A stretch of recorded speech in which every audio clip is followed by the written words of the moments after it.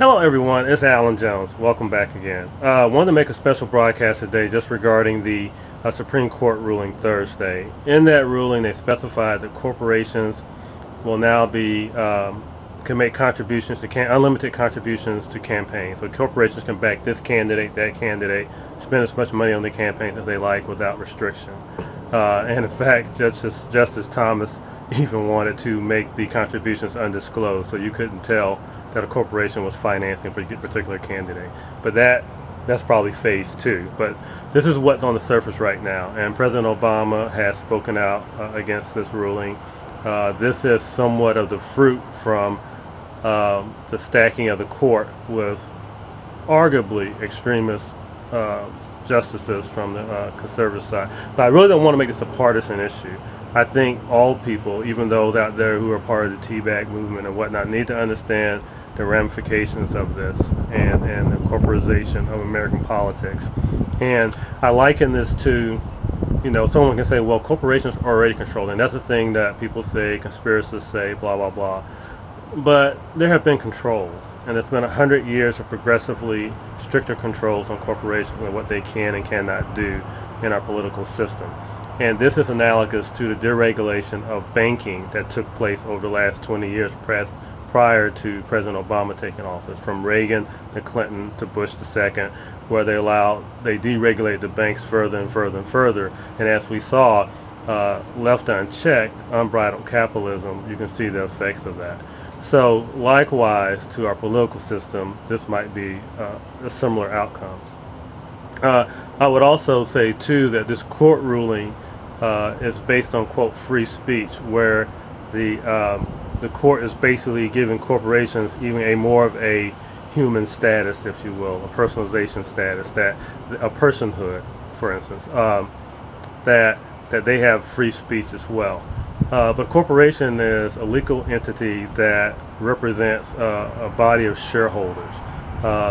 It is a legal construct, if you will. Okay. I could make a similar argument that one of the characters in one of my books is a person. So if I got a character called Pookie, and I say, well, Pookie wants to contribute contributions to so-and-so's campaign.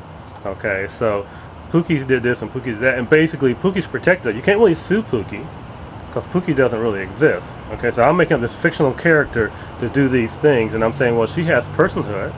She exists in my mind and the mind of my readers. Why can't she vote? She can make campaign contributions.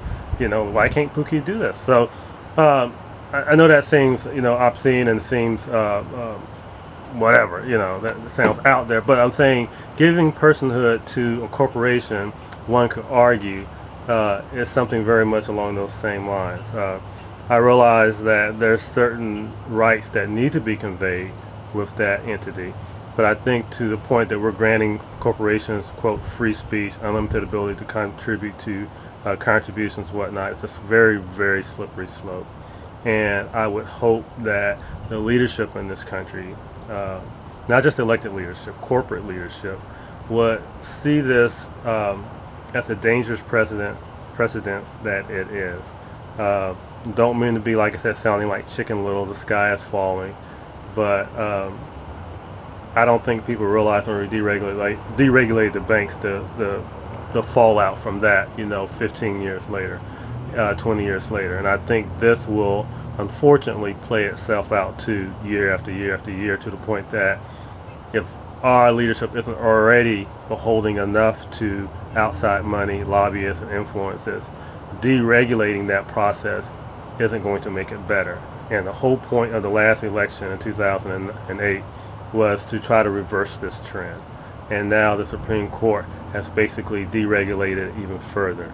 So I have no reason to expect things to get better, and things are bad enough now with the undue influence of corporate sponsorship and money under the table and whatnot. So I think this is bad.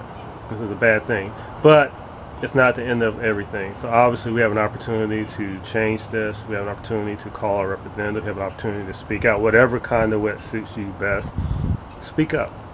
Make your voices heard. And all we can do is fight the good fight and keep your passports updated, just in case.